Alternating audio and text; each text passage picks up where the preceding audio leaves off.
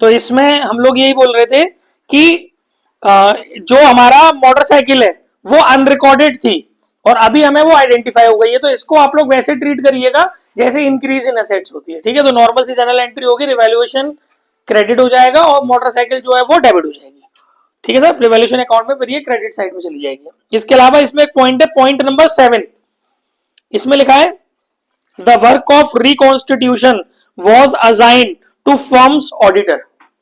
Reconstitution का काम करने के लिए फर्म के ऑडिटर को अपॉइंट किया गया है। They were paid 20,000 for this work, और इस काम के लिए 20,000 रुपया उसने हमसे लिया है। तो बच्चों इसकी जो जनरल एंट्री होती है बिल्कुल नॉर्मल जनरल एंट्री होती है, revaluation account debit to cash bank. यहां पर जो है वर्ड यूज करेंगे bank, revaluation account debit to bank account, ठीक है। ये आपका हो गया 35 वाला भी। अब इसके बाद बढ़ते हैं अगले क्वेश्चन की तरफ। नेक्स्ट क्वेश्चन है आपका प्रॉब्लम नंबर 1, ये डी के पर है, और अगर पेज नंबर चाहिए तो इसका पेज नंबर भी बता देता हूं। पेज नंबर इसका पेज नंबर इसमें दिया हुआ है 2.84, ठीक है। अब इस प्रॉब्लम को समझ लेते हैं क्योंकि इससे ना थोड़ा सा कॉन्सेप्ट और स्ट्रांग हो जाता है। देखिए भाई, इसमें कह रहा है फुल करनी है, ए बी सी 3 पार्टनर है, इनका जो रेशियो दिया हुआ है 7:5:4 दिया हुआ है। ओल्ड पीएसआर आपको दिया हुआ है 754। आगे इसने बोला है from 1 April 2023 they decided to share profit and losses in the ratio 3:1। New PSR जो है वो हमारा वो हो गया 3:1, ठीक है। फिर आगे ये बोल रहा है from 1 April 2023 they decided to share profit and losses, हो गया, okay fine. You are required to fill up the following general entry. आपको एक जनरल एंट्री क्वेश्चन के अंदर बनी हुई दी है, बस उसके अंदर जहां फिल इन द ब्लैंक्स है वो फिल करने हैं।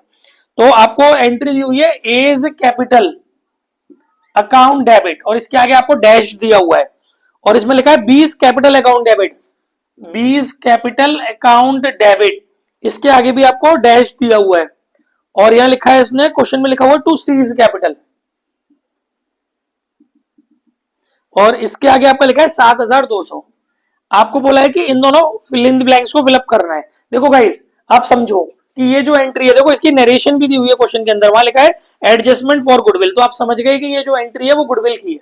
और आप बहुत अच्छे से जानते हो कि गुडविल की जो एंट्री ड्राफ्ट होती है, यहां पर जो आता है वो आता है सेक्रीफाइसिंग पीएस। पूरी फर्म की गुडविल में सेक्रीफाइसिंग पीएस का मल्टीप्लाई करेंगे तब ये अमाउंट आता है। अब आपको इस क्वेश्चन में गिवन क्या क्या है, आपको ना तो पूरी फर्म की गुडविल गिवन है, लेकिन ओल्ड गिवन है और न्यू गिवन है। तो आप एक काम करो ना, आप अपने अकॉर्डिंग सेक्रीफाइस पीएस पता करने की कोशिश करो। सेक्रीफाइस पीएस दोनों ही पता कर लो, गेन और सेक्रीफाइस, क्योंकि उसके लिए इनकी भी रिक्वायरमेंट पड़ेगी ना। तो कैलकुलेशन ऑफ गेन या सेक्रीफाइस पीएस, श्वेता ध्यान दो, गेन और सेक्रीफाइस पीएस पता करना है तो फॉर्मूला था old PS minus new PS, ठीक है। पार्टनर वाइज पता कर लो। पहले आप ए का पता करो, ए का ओल्ड था 7/16 माइनस न्यू है 3/6। एलसीएम इसका कितना आएगा, 16 दूनी 32, 16 3 48, 8 6 48, 48 एलसीएम आएगा। 3 7 3 21, 8 6 48, 8 3 24, ये हो रहा है माइनस के 3/48, यानी कि ये कर रहे हैं भाई गेन। ओल्ड में से न्यू घटा रहे हैं और नेगेटिव आ रहा है तो गेन हो गया ना, ये कर रहे हैं गेन। और इसको और थोड़ा सा सिंपल कर सकते हो, 1/16 हो गया, ठीक है। अब दूसरा बी, बी का पता करो, ओल्ड है 5/16 माइनस 2/6, इसमें भी 48 एलसीएम आ गया, 3 टाइम्स के 3 5 से 15, ये गया 8 2 से 16, ये भी भाई गेन कर रहे हैं 1/48, या फिर इसको ऐसे ही रहने दो ना, 1/48, ये भी आपका गेन आ रहा है। तो तीसरा वाला सेक्रीफाइस कर रहा है, वो तो सेंट्री से वैसे भी पता चल रहा था। तो इसमें आप कैसे निकालोगे, 4/16 माइनस 1/6, 48 एलसीएम, 3 4 से 12 माइनस 8, 4/48, ये कर रहे हैं सेक्रीफाइस। आपको पता है टोटल ऑफ गेन और टोटल ऑफ सेक्रीफाइस इक्वल होना चाहिए, 3 और 1 4, ये हो गया आपका 3 और 1 4, वही आपका 4 है। तो यहां तक तो आपका मैटर क्लियर है। अब आप समझो कि अगर मेरे को यहां पर अमाउंट ऑफ सेक्रीफाइस निकालना होता, अमाउंट गुडविल का जो सेक्रीफाइस बटा अमाउंट ऑफ गुडविल फॉर सी निकालना होता, तो फॉर्मूला में क्या लगा था, फॉर्म्स गुडविल, समझ रहे हो, forms goodwill multiply sacrificed PS of C, sacrificed PS. ठीक है साहब। अब आपको ये तो अमाउंट ऑफ गुडविल पता है 7200 सी की, फॉर्म की गुडविल नहीं पता आपको, सैक्रिफाइस्ड पीएस पता है सी का 4/48। ठीक है। अब क्रॉस मल्टीप्लाई करोगे तो 7200 मल्टीप्लाई 48 डिवाइड बाई 4, पूरी फॉर्म की गुडविल आ जाएगी। यह आ गया आपका 12 टाइम्स फॉर्म्स गुडविल। 12 दूनी 24, 2 कैरी गया, 12 सत्ते 84 और 2 86, पूरी फॉर्म की गुडविल आ गई 86,400। अब ये फॉर्म की गुडविल क्यों चाहिए थी? क्योंकि आपको यहां पर अमाउंट पुट करना है, और यहां पर अमाउंट पुट करने का फॉर्मूला होता है forms goodwill multiply gain PS. Gain PS कितना है इनका 3/48। ये गया 16 बार, 16 से गया 16 पंजे 80, 6 कैरी गया, 16 चौक 64, 5400 तो आ गया इनका। ठीक है। और इनका हो जाएगा 86,400 इंटू 1/48, तो ये हो गया 5,400। तो ये आपके जो फिलअप्स थे वो हो गए 5,400 के हो गया। ये होगा 48 दूनी 86 हो गया ना, नहीं 48 दूनी 86 क्यों हो गया, 86,400, सॉरी गलत लिख दिया, 86,400। आप इसको 6 से काट लो या 16 से भी कट जाएगा, 16 से कट जाएगा, 16 से गया ये 5400 और 16 से गया 3 बार, 3 से 5400 में डिवाइड लगाया, 3 एकम 3, 3 अट्ठे 24, 1800, 5,400 और 1,800, ये फिलअप्स हो गया। Okay 5। Problem number 2, D K page number 2.85। Okay guys, अगले क्वेश्चन में समझिए। A, B and C are partner sharing profit and losses in the ratio 2:5:5। आपका जो ओल्ड पीएसआर है वो दे रखा है 2:5:5। ठीक है, पहले ही भेज दिया बेटा। आगे बोला है फ्रॉम 1 जनवरी, देखो डेट समझो उसकी, from 1 January 2023 they decided to share profit and losses in the ratio 3:5:7. You are required to fill up the following journal entry. ठीक है भाई, तो जर्नल एंट्री फिलअप कर लेते हैं। आपको जर्नल एंट्री दी हुई है, ए की कैपिटल डेबिट दी है, ध्यान दीजिए, ए की कैपिटल अकाउंट डेबिट, यहां पर आपको अमाउंट नहीं दिया, डैश दिया है। बी की कैपिटल अकाउंट डेबिट, अब इसमें कोशिश करेंगे इनका तरीका अपना लें। बी की कैपिटल अकाउंट डेबिट, बी की नहीं है सॉरी सी की है, सी की कैपिटल अकाउंट डेबिट दी हुई है 90,000, यहां कोशिश करके देखेंगे इनका लग जाए तरीका। तो टू बीज कैपिटल, ये भी आपका डैश है, और कोई हिंट क्वेश्चन के अंदर है नहीं, बस इतनी हिंट है। तो देखो ये भी सेम टू सेम कुछ कुछ वैसे ही लग रहा है, लेकिन यहां पर क्या हो गया, आपको ये गेन पीएस वाली चीज दी है, तो अभी या तो आप बिल्कुल इसको सेम टू सेम वैसे ही लेके जा सकते हो जैसे मैंने बताया था, है ना, लेकिन अब इसको एक और दूसरे शॉर्टकट से भी करके देखने की कोशिश करते हैं कि अगर हमें, देखो आप एक चीज पहले आपको एक सबसे पहले ये समझो, न्यू पीएसआर दिया है इसके अंदर, यस 357। सबसे पहले तो आप मेरी बात समझो कि आपको गेन और सैक्रिफाइस तो पता करना ही करना पड़ेगा, क्योंकि ये जो है ना, ये ना तो न्यू है ना ये ओल्ड है, ये गेन है, और वो इन दोनों के डिफरेंस से ही पता चलेगा ना। तो कैलकुलेशन ऑफ गेन या सैक्रिफाइस पीएस, वो तो आपको पता ही करना पड़ेगा। पहले ए का पता कर लो, ए का है 2/12 माइनस 3/15, 3:1 नहीं है बेटा, 357 है। Are you all right? 357। देखिए एलसीएम लीजिए, 60 एलसीएम आएगा इसका, कीप क्वाइट प्लीज। 4 2 8 माइनस 4 3 12, ये हो गया माइनस के 4/60, तो ये कर रहा है आपका गेन। दूसरा हो गया बी, क्या है 5/12 माइनस 5/15, एलसीएम आपका हो गया 60, 5 5 25 माइनस 4 5 20, 5/60, भाई ये भी कर रहा है गेन। ठीक है, और तीसरा कर रहा है सैक्रिफाइस। सैक्रिफाइस कैसे निकालोगे, उसको लेस करके 5/12 माइनस 7/15, 60, 4 5 20 माइनस 5 4 60, 4 टाइम्स 28। बेटा हम लोग भी कुछ और कर रहे हैं, हाँ मुझे भी ऐसी मिस्टेक लग रही है, कोई इसमें मिस्टेक हो रही है। क्या मिस्टेक हो रही है इसमें? ओके ओके पॉज करियो। तो अपना सैक्रिफाइस, वो गेन नहीं है वो सैक्रिफाइस है। ठीक है, अब इसमें आप देखिएगा, इसमें आपका वापस गेन आ गया माइनस के 8/60, ये हो गया आपका गेन। ठीक है, तो वो ठीक है, थोड़ा सा कंफ्यूजन था क्योंकि ए बी और सी है ना, उसमें यहाँ पर सी लिखा हुआ है तो अपन लोग उसे बी समझ रहे थे। अब आपको करना क्या है, बात समझो, या तो वही लॉन्ग कट पैटर्न लेके जाना जो पीछे वाले प्रॉब्लम में बताया मैंने, और एक कोशिश करते हैं छोटे वाले शॉर्टकट पैटर्न को फॉलो करने की। कैसे फॉलो कर सकते हो, देखो आप ऐसे भी तो समझ सकते हो ना कि यहाँ पर ये सी है, सी का आपका सी को क्या पोजीशन बन रही है, गेन पोजीशन बन रही है, वो भी कितने पार्ट के लिए बन रही है, 8/60 पार्ट के लिए बन रही है। जब 8/60 पार्ट के लिए उसकी एब्सोल्यूट वैल्यू 90,000 है, तो एक और बंदा भी तो गेन कर रहा है 4/60 का, तो उस रेफरेंस में क्या वैल्यू होगी। तो ऐसे लेके जा सकते हो कि अगर आपको ए का गुडविल पता करना है तो सीधा सा फंडा है कि 90,000 के साथ उसके गेन प्रॉफिट शेयर का रेसिप्रोकल कर दो, दैट इज 60/8। लेकिन अगर आप इसको लॉन्ग कट से लेके जाओगे तो भी वही चीज आएगी। तो इसको अगर आप सॉल्व करोगे तो फर्म की गुडविल है, लेकिन हम इसे यहां पर ना करके डायरेक्ट यहीं पर मल्टीप्लाई कर दे रहे हैं ए का 4/60। तो बस ये केवल शॉर्टकट हो गया, लेकिन डिपेंड भी करेगा कि आपका वो कैसा है, पेपर कितने, ये क्वेश्चन कितने नंबर में आ रहा है। अगर 3-4 नंबर में आ जाए तो थोड़ा तमीज से कर देना, जैसे पीछे बताया। एमसीक्यू में आ जाए तो ये काम कर जाएगा आपका, एमसीक्यू में तो फिर आपको लिखना भी तो इतना लंबा नहीं है ना। ठीक है, अब आपका 60 से 60 कैंसिल हो गया, 4 से गया 2 टाइम्स, 2 से हो गया ये आपका 45,000। क्लियर है, ये आपकी आ गया डायरेक्ट ये वाली अमाउंट। और फिर इसके लिए तो मेहनत करने की जरूरत ही नहीं है, दोनों को जोड़ के प्लस कर दो।